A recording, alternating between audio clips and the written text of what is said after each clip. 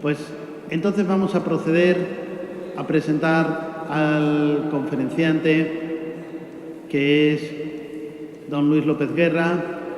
Luis López Guerra es catedrático de Derecho Constitucional en la Universidad Carlos III de Madrid. Tiene una trayectoria institucional, académica, impresionante. No hacemos nunca, Luis, una lectura de currículum, porque además a ellos se les aporta, pero sí nos interesa, sobre todo, por destacar, como digo, esta amplia trayectoria, en primer lugar, en materia de publicaciones vinculadas al ámbito del derecho constitucional, todo tipo de trabajos relacionados con todos los sectores, en realidad, de nuestra especialidad. Yo diría que sin excepción, porque ha abordado todas las cuestiones de nuestra disciplina. Entre otros, es uno de los autores, el que figura en primer lugar dentro de ese manual de Derecho Constitucional que les hemos obsequiado a ustedes y, por lo tanto, tendrán ahí en ese maletín que les ofrecimos el primer día, y, como digo, autor de gran cantidad de publicaciones. En su vertiente, si queremos, institucional, destacar simplemente que conoce ampliamente la actividad jurisdiccional desde muy diversos sectores. Fue primero letrado y más tarde magistrado y más tarde vicepresidente del Tribunal Constitucional Español. Luego fue también vocal y vicepresidente del Consejo General del Poder Judicial y actualmente es el juez propuesto por el Estado español en el Tribunal Europeo de Derechos Humanos con sede en Estrasburgo. Yo creo que, desde luego, sus méritos y su relevancia pues son amplísimos, y es una persona sobradamente conocida en todo el ámbito europeo y, por supuesto, en todo el ámbito latinoamericano, que además conoce de primera mano porque ha viajado bastante a distintos países latinoamericanos y ha participado en distintas actividades y proyectos. Y luego, en último lugar, pero no en importancia, porque nosotros lo valoramos muy especialmente, está pues su vinculación con los profesores del área de Derecho Constitucional de este campus de Toledo en la Universidad de Castilla-La Mancha, en la cual pues ha participado en muy distintos eventos, en muy distintos acontecimientos académicos. Yo siempre pues recordaré que él presidió, por ejemplo, el tribunal de mi tesis doctoral, y luego más tarde el que me permitió obtener la plaza de profesor titular en esta facultad de Toledo. Y luego, por supuesto, dentro de esta especialidad, que aunque, como venimos diciendo desde la inauguración, este año es primera edición porque el programa ha cambiado, pero venimos realizando desde el año 2000 en el mes de enero y desde el año 2013, si no me falla la memoria, en el mes de julio. Y creo que todos ellos, no sé si con una excepción o tal vez ninguna, pero de manera prácticamente global, el profesor López Guerra pues ha intervenido siempre en este programa, siendo sin duda alguna uno de sus activos principales. Ni que decir tiene que, en nombre de todo el equipo organizador, le agradezco que haya aceptado un año más nuestra invitación, en este caso para pronunciar la conferencia de clausura, que llevará por título Globalización y garantía de los derechos humanos. Y sin más, pues paso a darle la palabra. Gracias. Sí, puedes hablar ahí si quieres. Funciona aquel micrófono, ¿no?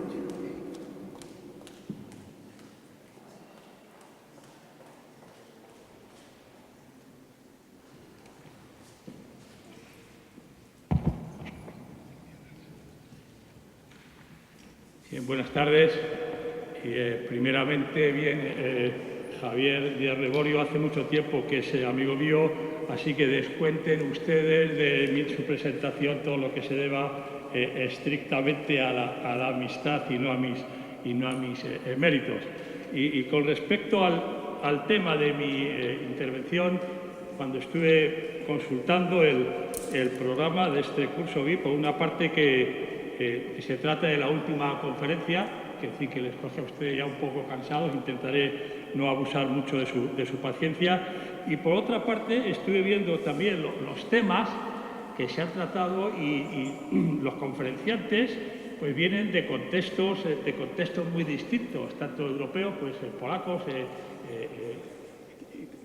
italianos, españoles, latinoamericanos, norteamericanos, de alguna forma reflejando la inquietud o la idea inicial de mi intervención referente a la globalización de los derechos humanos en la sociedad actual. Como ustedes saben, en los últimos años ha sido el testigo del derrumbamiento, de la demolición de muchas barreras entre estados, de forma que la circulación pues, de las ideas, de los medios económicos, desgraciadamente menos de las personas, pues se han ido incrementando y desapareciendo, digo, estas barreras interestatales, creándose una cierta homogeneización en todos los aspectos de la vida social. Y esta homogeneización también ha afectado al mundo del derecho y dentro del derecho pues, al sector específico de los derechos humanos. Y esto desde dos perspectivas que a veces pueden ser no exactamente convergentes e incluso contradictorias. Por una parte, la extensión y la aceptación de conceptos comunes, de valores compartidos en todas las sociedades con respecto a cuáles sean los derechos fundamentales requeridos por la misma esencia de la persona humana. Pero, por otra parte, junto a este aspecto, digamos, conceptual de la globalización, ha habido otro aspecto que es la creación de auténticos, si ustedes quieren, sistemas jurídicos de protección de los derechos humanos, un aspecto institucional que se ha producido sobre todo a partir, como ustedes saben, de la Segunda Guerra Mundial, cuando empiezan a surgir primeramente, pues quizás en orden cronológico, el primer documento sería la Declaración Americana de Derechos y Deberes del Hombre de 1948, pero posteriormente la Declaración Universal de Derechos de las Naciones Unidas, la creación del Convenio Europeo en 1950, posteriormente pues también el acuerdo de la Convención de San José en 1969. Poco a poco fueron creándose, digo, subsistemas de protección de derechos humanos, si bien también hay que decir que el impulso inicial después de 1945, de la Guerra Mundial, pues se vio frenado pues, por la Guerra Fría, por la oposición entre bloques que hacía imposible esta universalización de valores. Y sin embargo, a partir de la caída del muro de Berlín, a partir de 1989, pues este movimiento, digamos, de integración, de globalización, pues, ha cobrado notorio impulso, como puede, en fin, existen una serie de datos que nos lo muestran, la aparición de nuevos sistemas. Piensen ustedes que en Europa, por ejemplo, pues la Unión Europea adoptó la Carta de Libertades Fundamentales, que supone también la introducción del elemento de derechos humanos en forma normativa. Piensen ustedes también el desarrollo que ha tenido el sistema africano a partir de la entrada en vigor del año 2004 del protocolo a la Carta Africana de Derechos Humanos y de los Pueblos. En último término, quizá la creación del Tribunal Penal Internacional puede ser un ejemplo más de esta internacionalización institucional creciente de los sistemas de protección de derechos y este fenómeno de globalización. Pero claro, no todo aquí es positivo. A veces se produce lo que el anterior abogado general ante la Unión Europea, Pedro Cruz Villalón, llamaba en inglés el overcrowding, lo que podríamos decir la acumulación de sistemas de protección de derechos humanos. En Europa, por ejemplo, piensen ustedes que aparte del sistema creado por el convenio en 1950, existe también la protección derivada de la Carta Europea de Derechos de Libertades Fundamentales de la Unión Europea. También existe, desde luego, el subsistema no jurisdiccional, pero no menos importante, de las Naciones Unidas, con el Comité de Derechos Humanos de Ginebra, más luego pues, los sistemas nacionales representados por los tribunales constitucionales y los tribunales supremos. Es decir, que sobre el mismo ámbito territorial pueden acumularse sistemas distintos con órganos distintos de protección. Y esto a veces, y estoy hablando únicamente del contexto europeo, esto a veces pues, puede provocar disfunciones, incluso contradicciones, en el sentido de cada sistema pues propone soluciones similares a los mismos problemas. Este mismo año, por ejemplo, pongo ejemplos muy por encima, pero el hecho de que el Tribunal Constitucional alemán pues ha dictado una sentencia en la que se aparta notablemente de las líneas señaladas por el Tribunal de la Unión Europea, en el caso Meloni, un caso de extradición. El Tribunal Constitucional alemán considera que las garantías frente a la extradición son más fuertes en el sistema alemán que en el sistema europeo y, por lo tanto, entra en contradicción con el Tribunal de la Unión Europea. Más recientemente, en este tipo de contradicciones, le digo como citas, pues está interesado, el Tribunal Constitucional de la Federación Rusa pues ha venido a señalar que, de acuerdo con la Constitución de la Federación, no puede ejecutarse una sentencia de condena a Rusia por parte del Tribunal Europeo de Derechos Humanos, con lo cual pues, aparece esta cierta contradicción entre sistemas. Otros ejemplos de posibles contradicciones o disfunciones, en algún caso, por ejemplo, entre el sistema de Naciones Unidas, las decisiones del Comité de Naciones Unidas sobre Derechos Humanos e incluso el propio Tribunal de Estrasburgo. En algún caso, en el caso, por ejemplo, Achával Puertas, el Comité de Derechos Humanos consideró que el Tribunal de Estrasburgo no había protegido suficientemente los derechos de una recurrente española que alegaba haber sido sometida a torturas y se quejaba de que no había habido una investigación suficiente del caso. El Tribunal Europeo consideró que el caso era inadmisible por falta de fundamento y, sin embargo, el Comité de Derechos Humanos de Ginebra pues, consideró que sí que existían razones para la admisibilidad y que España no había cumplido con sus obligaciones procesales. Se trata, te digo, de divergencias que se traducen a veces en discrepancias en casos concretos.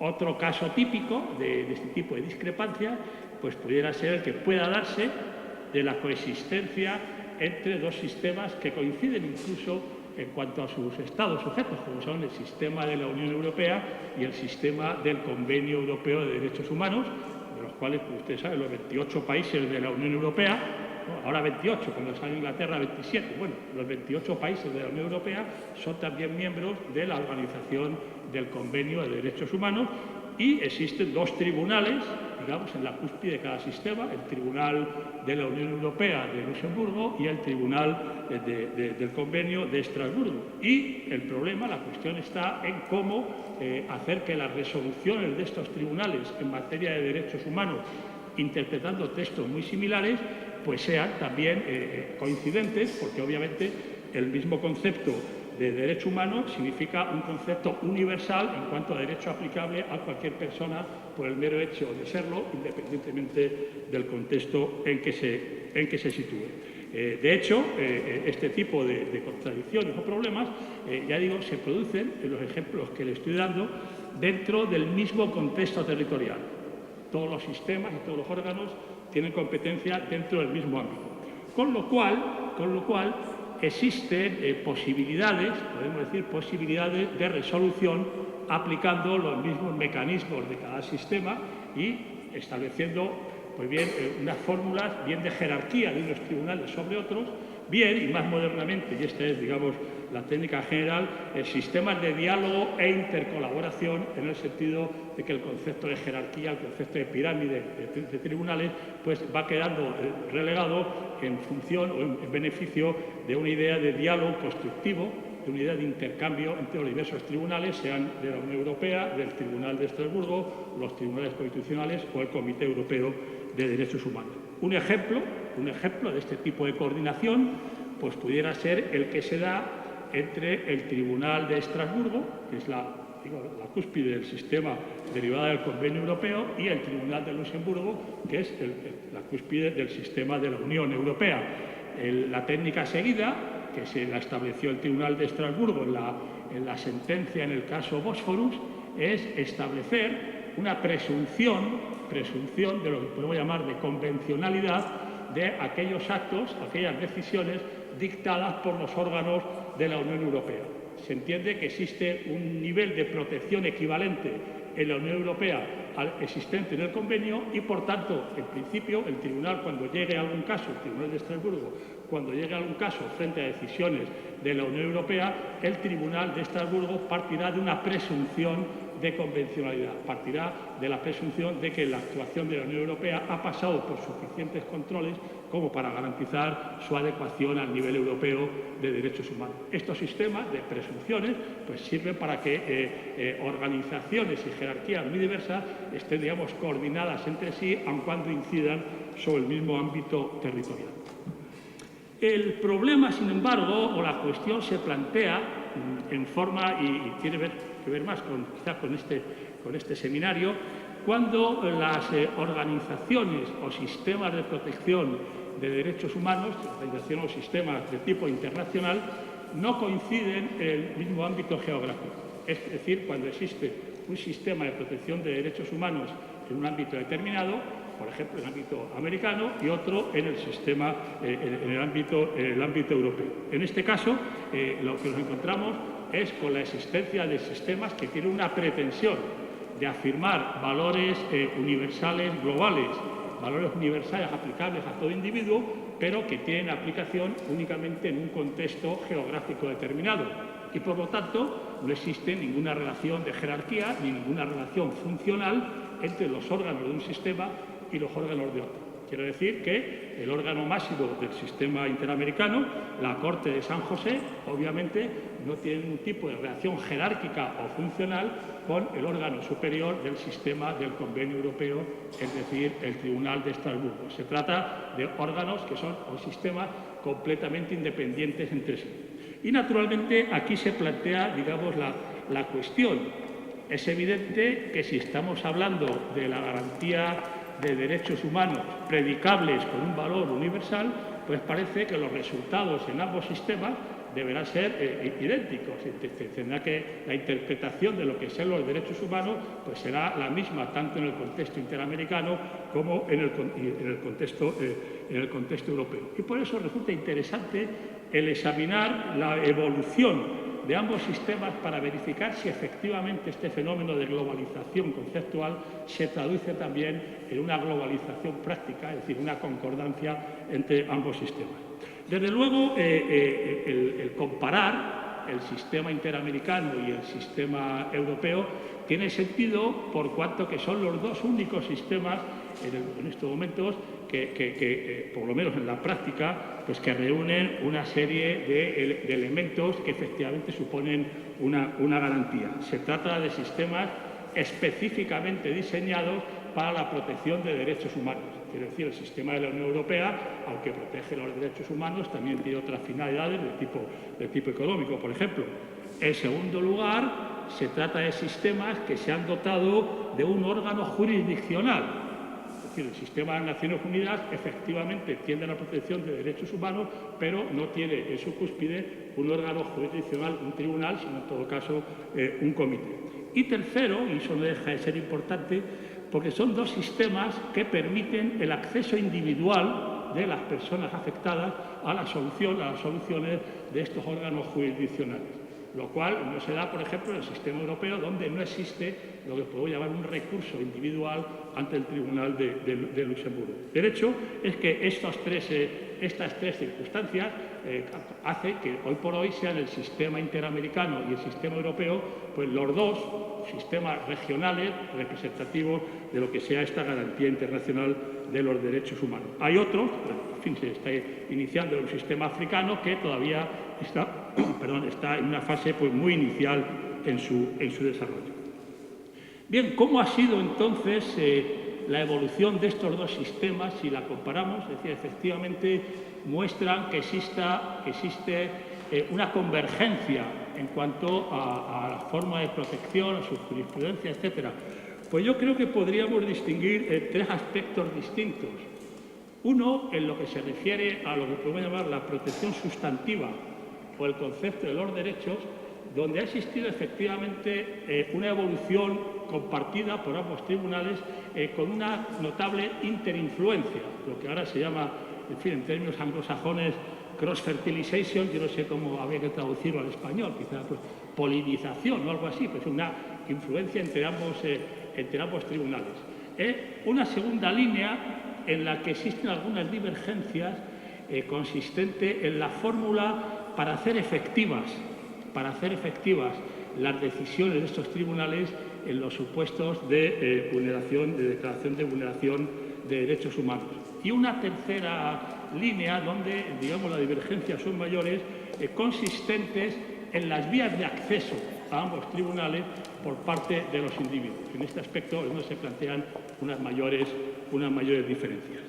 En el primero, es decir, lo que se refiere a la evolución de la jurisprudencia sustantiva del sistema interamericano, representado por la Corte de San José, y el sistema europeo, representado por el Tribunal de Estrasburgo. Bueno, aquí podemos encontrar que sí que existe esta cross-fertilization, esta influencia mutua, casi desde el principio.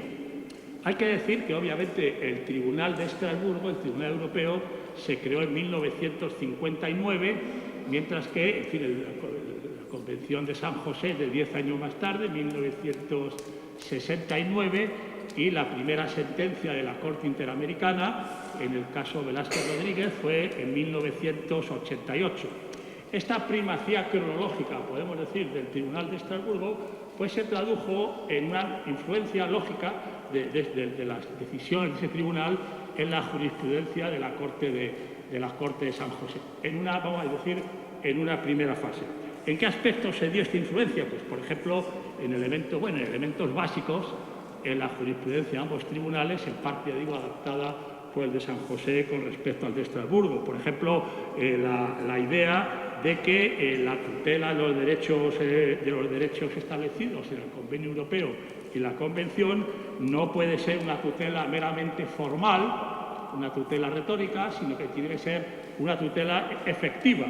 Es decir, que la interpretación de los textos del convenio no puede ser meramente literal, sino que debe buscarse la finalidad de lo que se busca.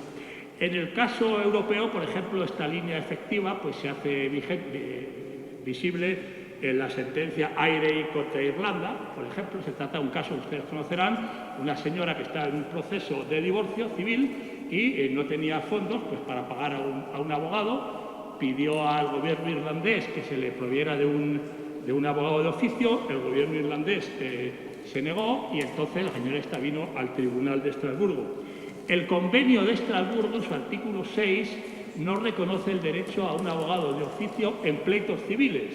Sin embargo, el tribunal vino a decir que para que existiese equidad en el procedimiento, dado el carácter complejo del caso, la persona en cuestión no podía efectivamente obtener sus derechos o defenderlos adecuadamente sin un apoyo por parte de un abogado y, si no tenía medios, sería el Estado irlandés el que debía proveerlos. De forma que vino a interpretar el artículo 6 desde la perspectiva no estrictamente literal, defensa garantizada únicamente en procedimientos penales, sino en forma efectiva en todo tipo de procedimientos lo suficientemente complejos.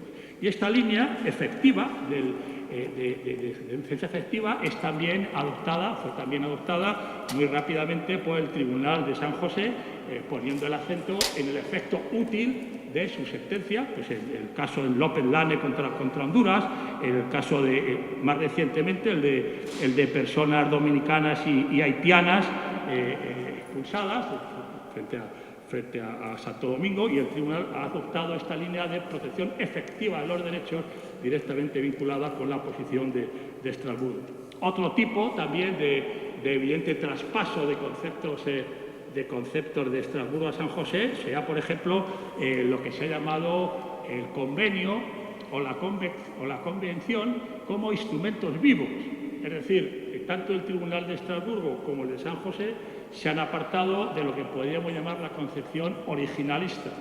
Los textos hay que interpretarlos de acuerdo con la intención de sus autores. Bien, ambos tribunales han venido a decir que esto no es posible en un sistema de protección de derechos humanos porque en 1950 o en 1969 pues no podían preverse las dificultades, los problemas que iban a surgir en el futuro afectando a los derechos reconocidos en los respectivos convenios y, por lo tanto, había que interpretar estos derechos de acuerdo con las circunstancias del momento, incluso aunque pudiera pensarse que los creadores de los convenios pues no se les había ocurrido ese tipo de cosas.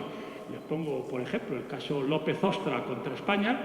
Se trataba de una señora que se quejaba de que habían hecho una planta de tratamiento de residuos, realmente un basurero cerca de su casa, que provocaba unos olores y una contaminación tan considerable que simplemente no podía estar en su domicilio. Los tribunales españoles no le dieron la razón, consideraron que no había ningún derecho fundamental afectado y el Tribunal de Estrasburgo interpretó, sin embargo, el derecho a la vida privada y a la inviolabilidad de domicilio no solamente frente a injerencias físicas externas de las autoridades o otras personas, sino también con respecto a injerencias de otro tipo, como podría ser la contaminación o los malos olores, que hacían imposible la vida privada y el disfrute del propio domicilio. Entonces, el concepto de vida privada y de inviolabilidad domiciliaria, obviamente, fue interpretado por el Tribunal de Estrasburgo en una forma que muy posiblemente los autores del convenio en 1950 pues no habían pensado. Y esta línea de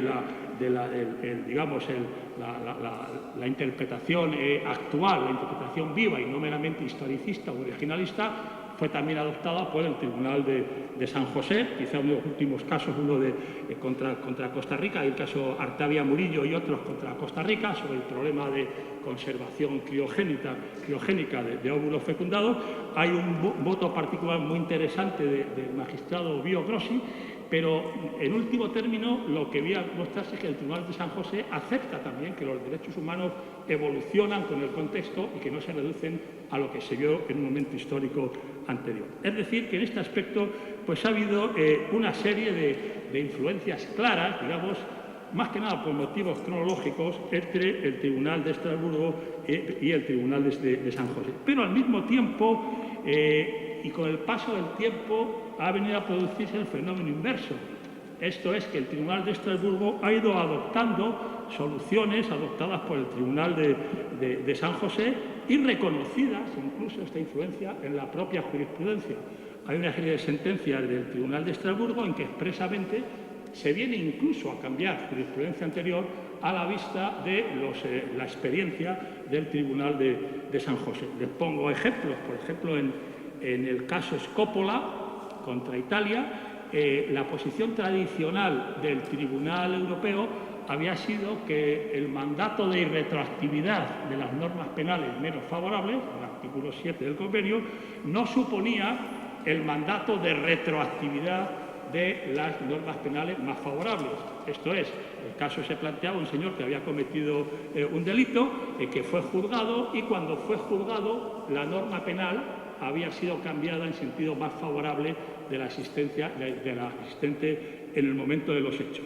Y entonces el tribunal, hasta ese momento, el Tribunal Europeo había mantenido que la irretroactividad de la norma más desfavorable no suponía la retroactividad de la norma más favorable, pero apoyándose en la jurisprudencia del Tribunal de San José, el Tribunal Europeo vino a decir que el mandato de irretroactividad suponía también el mandato de aplicación de la norma más favorable en el momento del juicio y no la existente en el momento de los hechos.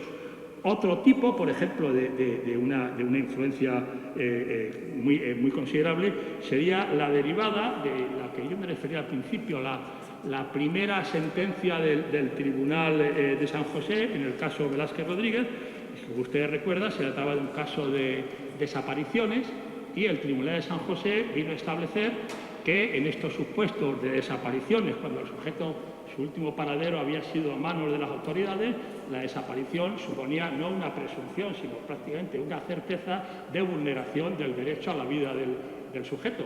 De tal forma que el hecho de que no se supiera lo que hubiera ocurrido con el recurrente no podía suponer ni mucho menos la impunidad de las autoridades, sino que existía esta presunción prácticamente iuris et de iure en el momento en que se produce una desaparición cuando está en manos de estas autoridades. El Tribunal Europeo, en el caso Párnava contra Turquía, pues vino expresamente a aceptar dos cosas. Primero, que la desaparición de una persona en manos de las autoridades suponía, salvo prueba fehaciente en contra, la presunción de violación del derecho a la vida por parte del Estado, y en segundo lugar también adoptó la posición del Tribunal de San José en el sentido de considerar que la desaparición era un fenómeno continuado.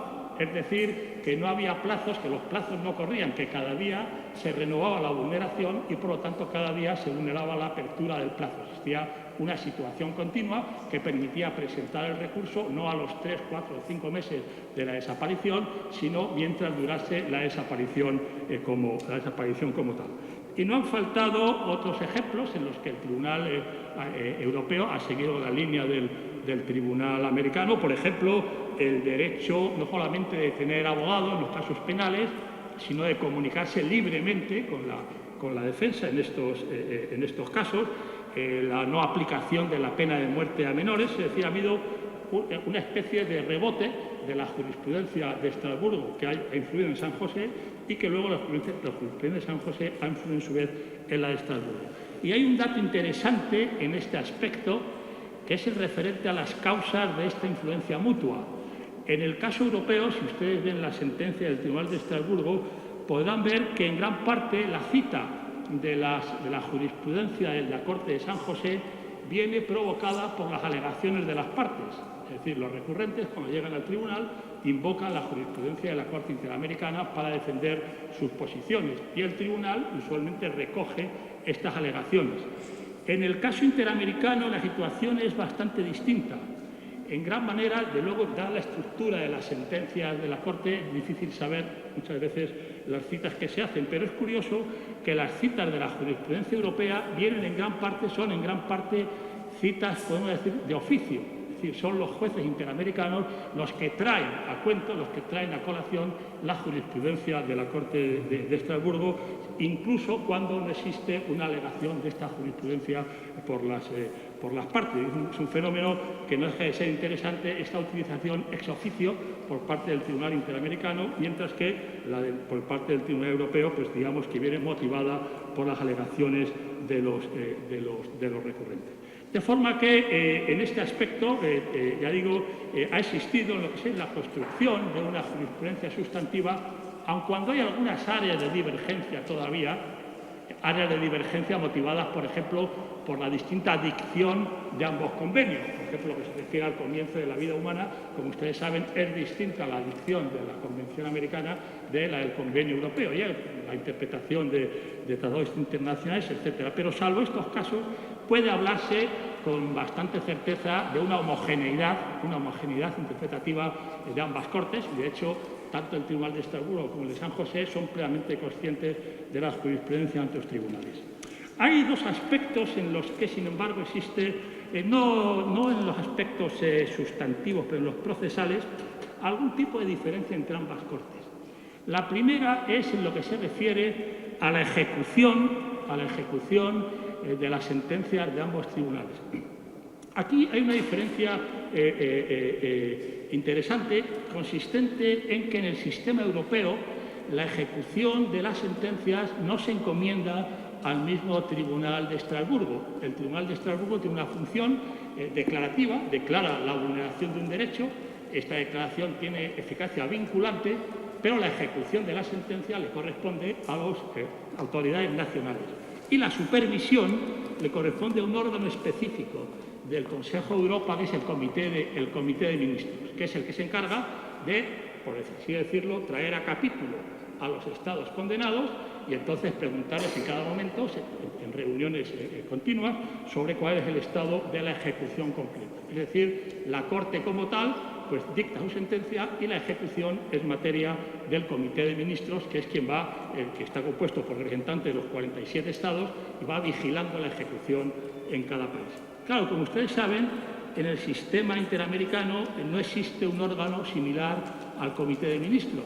Es decir, que la vigilancia y supervisión de la ejecución de sus sentencias le corresponde específicamente a la misma Corte. Es decir, que sus decisiones son declarativas, pero al mismo tiempo tiene una intervención notable en la ejecución. Y esto posiblemente tiene una traducción interesante, que es la misma estructura de las sentencias europeas y de las sentencias interamericanas, sobre todo en la parte dispositiva, en el fallo. Si ustedes leen los fallos de las sentencias europeas, usualmente el tribunal se limita a declarar la vulneración de un derecho y, en su caso, establecer una compensación equitativa económica en el supuesto de daños que sean irremediables. Esto es la estructura, digamos, bastante simple. Sin embargo, en el sistema interamericano, y eso llama mucho la atención de la perspectiva europea, la estructura, sobre todo del fallo, es muy distinta. Los mandatos de ejecución por parte de la Corte Europea son, desde la perspectiva europea, incluso barrocos. Es decir, no solamente la declaración de la vulneración del derecho, sino la especificidad concreta en las formas en que esa vulneración debe ser reparada. Sí, contienen mandatos no solamente de reparación, digamos, económica, sino también de rehabilitación en cuanto a valores morales, pues se ordena que se celebren homenajes o actos conmemorativos o de tipo sistémico, se ordena que se lleven a cabo pues, cursos de formación de funcionarios o se pone el acento en la práctica de políticas públicas de protección. Es decir, que son sentencias mucho más complejas, son sentencias mucho más detalladas, porque efectivamente no existe ningún órgano que se encargue de su ejecución y supervisión. Tiene que ser la misma Corte y, por lo tanto, la Corte pues, tiene un papel radicalmente distinto del que pueda tener la Corte, el Tribunal Europeo. Hay que decir que esta diferencia se ha visto paliada en los últimos años, posiblemente también por influencia de la Corte Interamericana. Concretamente, el Tribunal de Estrasburgo en los últimos 10 años, a partir del caso Asanidze contra Georgia, ha introducido en sus fallos no únicamente la declaración de la vulneración y una compensación económica, sino en ocasiones mandatos concretos a los Estados cuando esta es la única forma de hacer efectiva la protección del derecho. En el caso Asanidze, por ejemplo, se trataba de una persona que había superado en muchos años el mandato de su condena penal y, sin embargo, seguía encarcelada. Entonces, el Tribunal de Estrasburgo no solo declaró la vulneración del artículo 5 por el Estado armenio, georgiano, sino que también ordenó al Estado de Georgia la puesta inmediata en libertad de esta persona. Fue una innovación que fue continuada posteriormente en otros casos referida a otras cuestiones, por ejemplo, a poner en contacto a padres con sus hijos en los supuestos de que no hubiese una custodia ordenada por los tribunales, la restitución de jueces a sus tribunales cuando habían sido injustamente separados, etc. Es decir, que el tribunal ha ido incluyendo mandatos ejecutivos siguiendo la línea del Tribunal de San José, aunque desde luego no con la misma intensidad. Y otro aspecto también importante y donde es también evidente la influencia del Tribunal de San José es el que se refiere a las medidas cautelares o provisionales. El Convenio Europeo no da competencias expresas al Tribunal para, en el supuesto de un recurso, adoptar aquellas medidas provisionales que sean imprescindibles para el mantenimiento del derecho.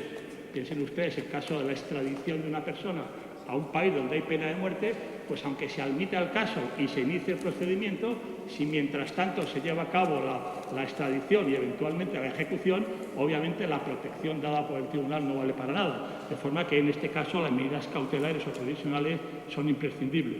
El convenio no dice nada sobre esto. El tribunal en principio y durante muchos años no aceptó que hubiera medidas provisionales y si las hubiera consideró que eran vinculantes, pero a partir del caso pues, Mamatkulov contra Turquía, el tribunal adoptó la posición de la Corte de San José.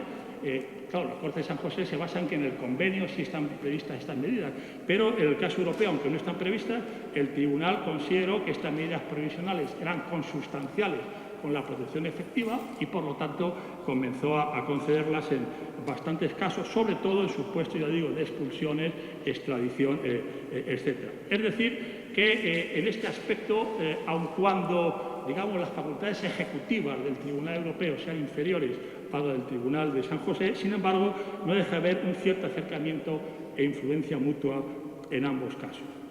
Sin embargo, el aspecto, como saben ustedes, en fin, se lo supondrán, donde existe una mayor, digamos, divergencia entre los dos sistemas, se refiere a lo que podemos llamar la evolución de su carácter jurisdiccional, es decir, a que el procesamiento, el proceso de los recursos que lleven estén únicamente encomendados a un órgano jurisdiccional y no a otro tipo. Desde luego, el sistema europeo, en sus comienzos, en 1950, no era totalmente jurisdiccional. Los casos, los recurrentes, tenían que ir primeramente a la Comisión Europea de Derechos Humanos.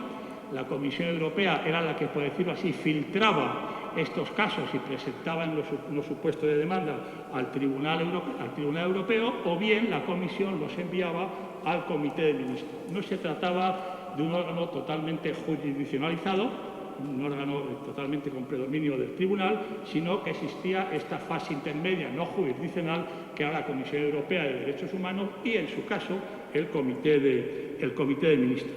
Sin embargo, este sistema, ya digo, inaugurado por el convenio de 1950, que se puso en marcha con la creación del tribunal en 1959, estableció un cambio radical, supuso un cambio radical el año 1998, la aplicación del Protocolo 11, posiblemente debido a lo que les señalé antes, es decir, la desaparición de los bloques de la Guerra Fría, el hecho de que los países del centro y del este de Europa se hicieran miembros del convenio y, como consecuencia, que aumentase notablemente la carga de trabajo sobre el tribunal. El hecho es que se establecieron varias diferencias con el sistema anterior. En primer lugar, se hizo obligatorio para todos los países firmantes del convenio aceptar la jurisdicción del tribunal. Ustedes saben, este no es el sistema interamericano, hay países que no aceptan la jurisdicción del Tribunal de San José. Se suprimió, y eso fue un paso radical, la Comisión Europea de Derechos Humanos y se redujo notablemente las competencias del Comité de Ministros, con lo cual el resultado fue que se abrió la vía del acceso directo de las personas, de todas las personas sometidas a la jurisdicción de los Estados, el acceso directo al Tribunal de Estrasburgo. Es decir, con esto lo que ha supuesto, obviamente, ha sido la total jurisdiccionalización del sistema. No hay ningún órgano no jurisdiccional que se interponga entre el ciudadano y los mandatos del tribunal. El caso interamericano, como ustedes saben, es distinto.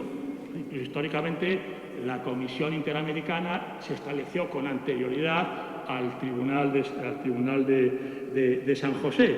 Y, de hecho, el sistema interamericano se ha ido también jurisdiccionalizando en cierta manera, no solo por el establecimiento del Tribunal Interamericano, por la creación efectiva del Tribunal, que fue el año 86, la primera sentencia, el caso 88, como ustedes saben también, la reforma del reglamento del Tribunal, haciendo posible que las personas recurrentes puedan participar en el procedimiento ante el Tribunal cuando la Comisión Interamericana lo ha enviado al Tribunal. Es decir, que se ha ido de alguna forma también jurisdiccionalizando el sistema.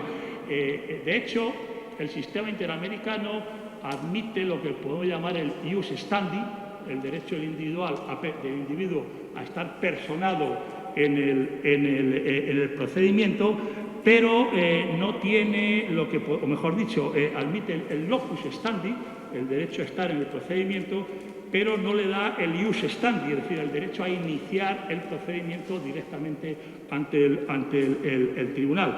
Esta situación ha evolucionado, pero aún, como ustedes saben perfectamente, existe un filtraje de casos, a diferencia del sistema europeo donde se accede directamente.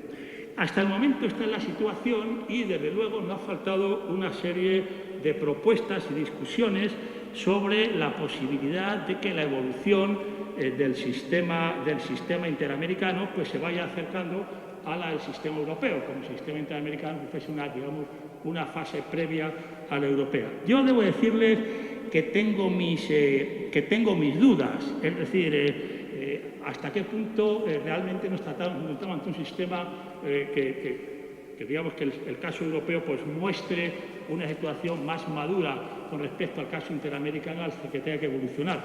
Tengo mis dudas por varios motivos. En primer lugar, porque en el caso europeo la reforma de 1998 supuso la desaparición de la Comisión Europea, pero es que la Comisión Europea de Derechos Humanos realmente su función era la de ser filtro antes de que llegasen los casos al tribunal. Entonces, que en el caso interamericano la función de la comisión pues, es más amplia, tiene otras actividades, la comisión es anterior al tribunal y, por lo tanto, el mero hecho de su desaparición pues, no parece que pueda ser un factor que se considere de forma positiva. Otro segundo aspecto, teórico, pero importante, es que en Europa el convenio de 1950 se aprobó y todavía sigue, a pesar de todo, en un contexto que podemos llamar un clima de integración política. El preámbulo al convenio se refiere a la búsqueda de una unión más estrecha entre los Estados europeos. Hay que pensar que se venía de una época de confrontación bélica continua, de una época también en la que existía una división clara entre bloques, y la idea de integración, la idea de desaparición de las barreras soberanas aparecía como un elemento fundamental en todo el proceso del convenio. De hecho, el proceso de integración europea ha seguido dos vías. Por una parte, la vía del convenio, una vía, si ustedes quieren, jurídica, de reconocimiento de derechos. Por otra parte, una vía de funcionalismo económico representado por la Unión Europea. Pero en ambos casos, la idea de integración sigue ahí. Yo no sé hasta qué punto puede hablarse también de ese mismo clima dentro del contexto americano. Desde luego no del contexto de todo el continente americano, quizá en partes regionales del mismo, pero le digo este elemento de integración que no se da en otros contextos interamericanos y que explica, por ejemplo, pues conceptos como el de margen de apreciación, que se puede entender en un contexto de integración, pero es más difícil de comprender en un contexto, digamos, donde todavía existen fuertes restos de soberanía. Pero sobre todo el tema básico para considerar que es difícil una convergencia de ambos sistemas es, si ustedes quieren, el de aspecto práctico. La desaparición de la Comisión Europea de Derechos Humanos, unida a la entrada de hasta 47 países en el sistema, supuso, como era de esperar, pues una enorme acumulación de casos ante el Tribunal de Estrasburgo. Llegó un momento en que la entrada, y todavía en este momento, la entrada anual suele ser de unos 65.000 casos. Naturalmente, procesar todo este tipo de demandas exige pues, una maquinaria notable. Hay 47 jueces, hay cerca de 500 personas, administrativos, juristas, etcétera, que ayudan al tribunal. Supone un coste considerable. Y aparte de eso, sobre todo en los primeros años, pues esta acumulación de casos supuso la formación de una bolsa de asuntos enorme. Cuando yo llegué al tribunal en el año 2008, pues había cerca de 160.000 casos pendientes, un aspecto práctico a considerar, que el tribunal ha podido ir poco a poco y mediante una serie de reformas internas ha podido ir solucionando y reducir la bolsa a cantidades manejables. Pero claro, la cuestión es hasta qué punto una situación similar pudiera darse en el caso interamericano en el supuesto de que se decidiera seguir el modelo europeo. Haría falta, por una parte, digamos, renunciar al estilo actual de sentencias. Son sentencias, como ustedes saben, muy amplias, muy doctrinales, que entran en la ejecución para hacer sentencias que intentaran más con el caso concreto, cuando esta no es la línea, o mejor dicho, no es la única línea seguida por el Tribunal de San José. Pero sobre todo, y esto es un tema que creo que preocupa notablemente en todos los ámbitos, debido a lo que podríamos llamar debilidad de recursos de la Corte Interamericana.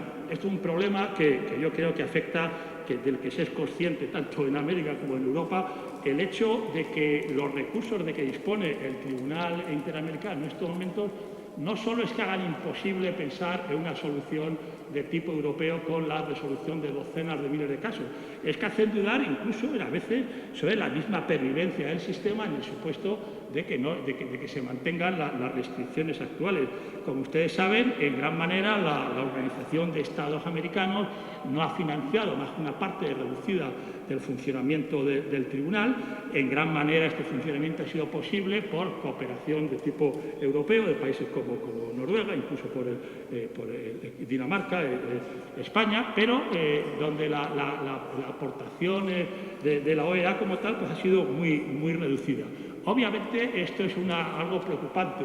Yo hablaba el otro día con el antiguo presidente de la Corte Interamericana, don Sergio García Ramírez, y me decía, mire ustedes, ¿cómo es posible que en estos momentos el Estado mexicano dedique más fondos para subvencionar el Tribunal Penal Internacional que para subvencionar a la Corte Interamericana de Derechos Humanos, cuando evidentemente el influjo, la influencia que han tenido las decisiones de la Corte en el sistema jurídico mexicano ha sido muy considerable y posiblemente muy superior a lo que pueda tener eventualmente algún caso que esperemos que no se produzca del Tribunal Penal Internacional frente a México. Este aspecto es un aspecto, si ustedes quieren, pues mecánico, de intendencia, no es un aspecto teórico, pero creo que debe preocuparnos a todos. Creo que en estos momentos sería verdaderamente lamentable, eso digo, y creo que es una convicción que está extendida en todos los medios jurídicos, no ya de Europa, yo creo en todo el mundo, sería verdaderamente lamentable que por falta de recursos disminuyera, no digo desapareciera, pero por lo menos que ni siquiera que disminuyera efectivamente el papel y la actividad de la Corte Interamericana. Creo que este aspecto, yo creo que en este mundo, digamos, globalizado, donde se ha probado tan fructífero el intercambio entre tribunales, pues, digamos, el fortalecimiento de la Corte Interamericana aparece en estos momentos como una tarea ineludible y que realmente yo creo que redundaría en la mejor protección de los derechos humanos, no solo en el ámbito interamericano, sino también, si ustedes quieren, de rebote, en el ambiente europeo. Con esto termino y muchas gracias por su atención.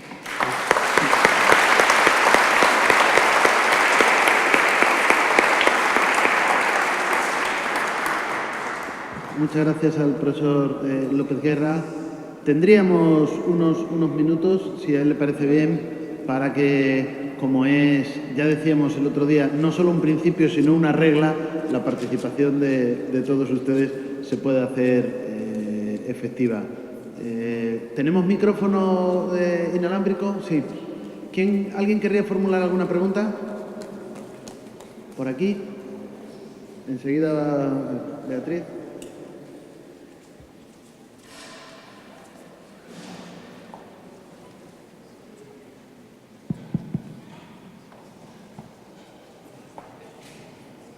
Aquí, Beatriz. Aquí. Y luego, levanten la mano los que querían intervenir para que ella se fije también. Si hay alguien más. Especificando para México, maestro, yo creo que la Corte ha dado mucho que desear, porque al menos yo siento que las resoluciones han sido políticas más que jurídicas, ¿sí? En lugar de cobijar y tutelar el derecho humano, yo creo que se ha sujetado a condiciones políticas externas. ¿Qué opinión tiene al respecto?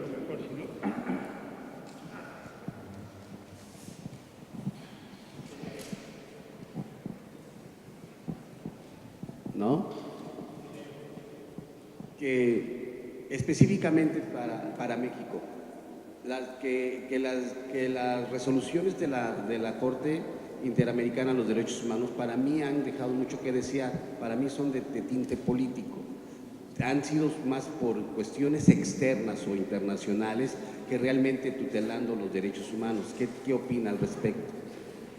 Hombre, yo recogería, más que opinión mía, yo soy experto en México, pero sí recogería la opinión de la Corte Suprema de la Corte Suprema de México. Es decir, la Corte Suprema ha venido no solamente a aceptar las sentencias del Tribunal Interamericano, sino que incluso ha venido a admitir, y es un problema, una cuestión que ya muchas en Europa, ha venido a admitir que los jueces mexicanos pueden ejercer lo que podemos llamar el control difuso de convencionalidad, es decir, que a la hora de encontrarse con un conflicto entre una ley del Estado mexicano y un mandato de la Convención interpretado por la Corte Interamericana, deben seguir la interpretación de la Corte Interamericana y deben seguir el mandato del convenio de acuerdo con esta interpretación.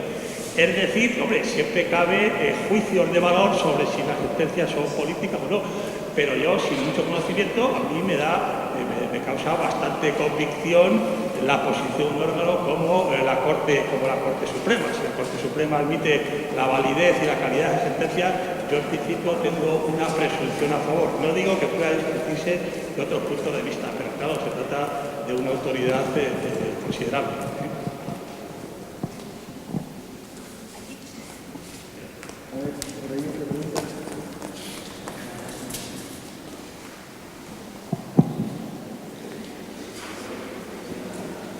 Buenas tardes, profesor. Muchas gracias por su ponencia. Natanael Méndez, de la Delegación de la República Dominicana. En este mismo salón, aquí en la iglesia, el magistrado McGregor nos presentó una especie de informe donde él decía que en 37 años el sistema interamericano, la Corte había conocido simplemente 201 casos y que de esos 201 casos, 174 no se habían cumplido. Me llamó poderosamente la atención cuando usted decía que por año en la Corte de Estrasburgo entran un promedio de 60.000 casos y que sus decisiones no son más que meras sentencias declarativas. La pregunta es la siguiente: ¿podría en el futuro los Estados miembros ir pensando en buscar, en reformular ya sea el estatuto o ya sea un instrumento en la cual la sentencia tenga efecto vinculante para evitar lo que está pasando ahora mismo con el sistema interamericano? Bueno, decía al principio, la cuestión está en el sistema interamericano. No existe este órgano específicamente encargado de la supervisión de la ejecución. Es la misma Corte y, en último término, si hay un flagrante incumplimiento, pues el único órgano al que podría llevar esto, creo yo, sería la Asamblea de la OEA. Todos sabemos lo que son las asambleas, que son elementos sobre todo de discusión difícil, donde difícilmente se adopta el caso. A mí me parece que el sistema interamericano se encuentra ahora ante una disyuntiva, ante la que se encontró también el sistema europeo a partir de 1998. Hubo dos líneas. Una que decía, bueno, es imposible que nos enfrentemos con 60.000 casos. Vamos a hacer una cosa que es seleccionar aquellos casos relevantes para establecer grandes líneas directivas y los demás simplemente los vamos a inadmitir. Sería la línea que ha seguido, por ejemplo, el Tribunal Supremo norteamericano, que es la técnica esta de no conceder acceso, no conceder certiorari y centrarse pues, en los 100 casos al año, algo más. O la línea que ha seguido el Tribunal Constitucional alemán, que también selecciona los casos relevantes. Pero la segunda línea fue decir, no, que el recurso individual es el elemento central del sistema y es la esperanza que tiene cualquier sujeto en cualquier país de saber que su caso, en último término, y si ha habido una violación, va a poder ser estudiada por el tribunal teniendo en cuenta el caso concreto. Esta segunda línea fue la que se adoptó en el caso europeo. Por eso se dictan más de 1.000 sentencias al año. Yo no estoy muy seguro que el caso interamericano esta fuera la línea mayoritaria o no. Puede que haya una línea distinta diciendo que el tribunal debe encargarse sobre todo de establecer grandes directrices para luego que se establezca el control de constitucionalidad o los tribunales internos, pero en cualquier caso yo acabo como decía al principio, a mí me parece que es un problema en gran manera de recursos. Si el tribunal interamericano es una oficina con una dirección de ejecución de recursos, por ejemplo, el seguimiento, tanto en un caso como en otro, podía ser más efectivo. El problema, aquí hay dos problemas, el problema del enfoque intelectual, se quiere una corte que establezca grandes principios o una corte que resuelva casos concretos. Y segundo, en ambos casos el problema de recursos, cómo se dota al tribunal de medios suficientes para en una u otra vía el aplicarlo. Hablamos de hipótesis, pero yo creo que el medio de plantearse los problemas pues ya supone un avance. Gracias. Por razones de acústica, si hubiera más preguntas, porque creo que ese micrófono funciona peor, podemos invitar al ponente a la mesa y al que pregunta desde el atril, porque creo que este se escucha mejor, ¿verdad? Se escucha mejor este. Entonces le dejo este al ponente y el que quiera preguntar, si alguien más quisiera formular una pregunta, aún tendríamos unos minutos, ¿eh? Pero solamente le pediríamos que suba al atril. Allí hay una persona, por favor. Sí, mejor que ven allí, ¿no? Que así es que yo prefiero estar en contacto con la gente.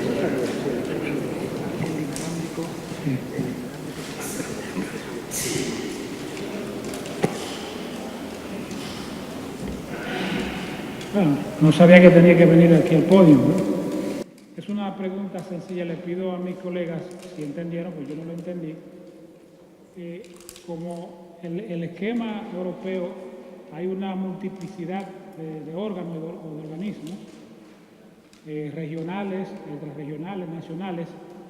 ¿Qué pasaría en el caso de un problema de competencia, sobre todo en lo que tiene que ver con los dos esquemas supranacionales, es decir, el Tribunal de Luxemburgo y el Tribunal de Hamburgo? ¿Cuál es la situación en caso de que pudiera presentarse una situación como la descrita, ¿no? Gracias. Bueno, pues estamos aquí en el plano en el plano de las hipótesis. Hay que ver que la Carta Europea de Derechos Fundamentales recoge los principios del convenio europeo, los desarrolla porque es de 50 años más tarde. Luego existe también pues, un diálogo informal continuo entre el Tribunal Europeo y el Tribunal de Justicia de Luxemburgo. Existe también, digamos, una especie de cortesía jurisdiccional en el sentido de que se examinan cuidadosamente las decisiones de un tribunal, de cada uno de los tribunales, a entrar en algún tipo de materia. En principio, la respuesta a su pregunta es la que diría la sentencia Bosphorus. En Bosphorus era un caso interesante, un caso de embargo de un avión turco por parte de las autoridades europeas, contraviniendo de alguna forma el principio de proceso debido y de privación de propiedad.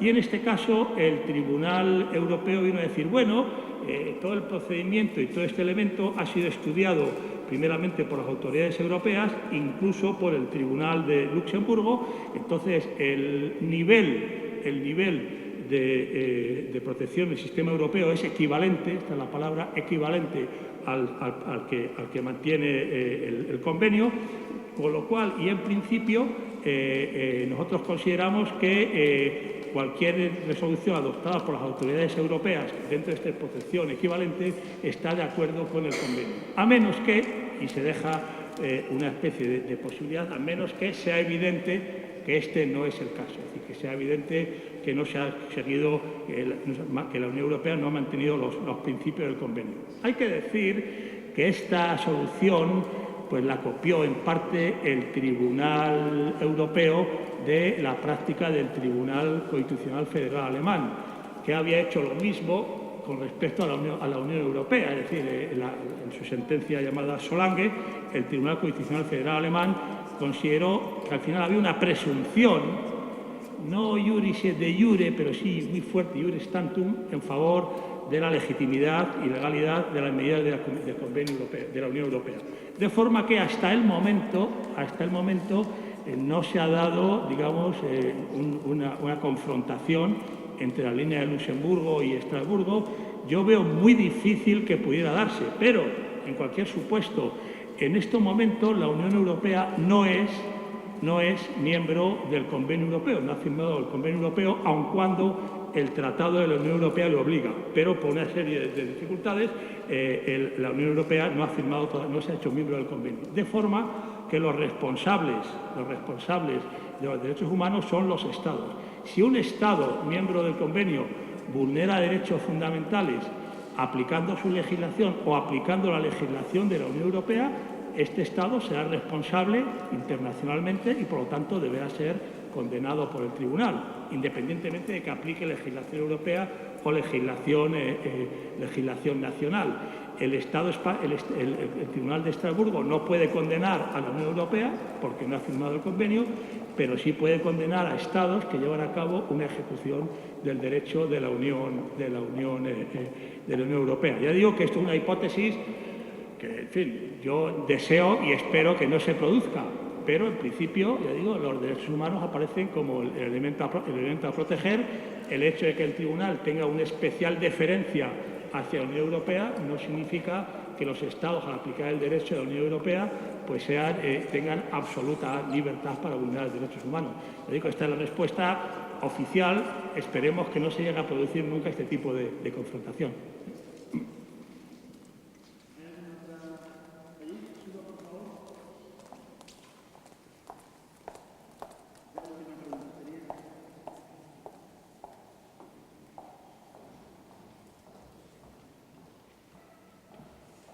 Mi nombre es Omar Rojas de Perú. Primero agradecerle al doctor López Guerra por tan brillante exposición. Mi pregunta está orientada a una problemática existente en el sistema interamericano de derechos humanos. Pues si bien es cierto, la Corte Interamericana ha sido muy provechosa en términos jurisprudenciales y en el desarrollo en general de los derechos humanos, existe una problemática sustancial en la ejecución de sus fallos. Pues incluso el profesor Matt Gregor, que estuvo en la primera ponencia al inicio del curso de especialidad, nos manifestaba que solamente el 20 o el 25% de los fallos en total que ha expedido la Corte Interamericana de Derechos Humanos han sido cumplidos a cabalidad por los Estados miembros. En tal sentido, mi pregunta es, ¿qué mecanismos utilizan los tribunales europeos de derechos humanos que les ha permitido de alguna manera hacer cumplir los fallos, los cuales podrían ser incorporados en la legislación iberoamericana para adoptar más o menos la experiencia europea? Gracias. Bueno, yo la verdad es que no me atrevo a dar fórmulas. Hay que decir que el funcionamiento, hasta el momento el funcionamiento de la Corte Interamericana ha sido, yo creo que en gran manera, y eso y creo que se puede estar de acuerdo, en gran manera una de las labores más importantes de la Corte ha sido la que se lleva a cabo precisamente en los supuestos de seguimiento y ejecución. Yo creo que las sentencias en el caso Gelman, por ejemplo, en materia de ejecución, pues son tan importantes como la estrictamente declarativa. Yo le digo que no me atrevo a hacer predicciones ni proyectos. Lo que sí creo, de verdad, es que un tema que toqué al principio, la Organización de Estados Americanos es muy amplia. No todos los Estados americanos han admitido la jurisdicción del convenio. Notablemente no ha admitido, por ejemplo, Canadá o Estados Unidos. Por lo cual, siempre la aportación de la OEA va a estar condicionada a la existencia de países que no son miembros que no aceptan la jurisdicción de la Corte. De forma que, yo le digo una cosa, en Europa, por ejemplo, a la hora de mejorar el convenio, lo que se han hecho ha sido conferencias intergubernamentales entre aquellos países que sí aceptan la jurisdicción del tribunal. Estas conferencias intergubernamentales, que no son de la Unión Europea, ni del Consejo de Europa, ni de ninguna otra organización, se han celebrado pues, en Interlaken, en Izmir, en Brighton, en Bruselas, y son los estados afectados los que adoptan decisiones que sirven para el mejoramiento, podemos decir, del sistema. En el sistema interamericano, estas reuniones intergubernamentales específicas, autónomas, no existen, se sigue dependiendo de la Organización de Estados Americanos.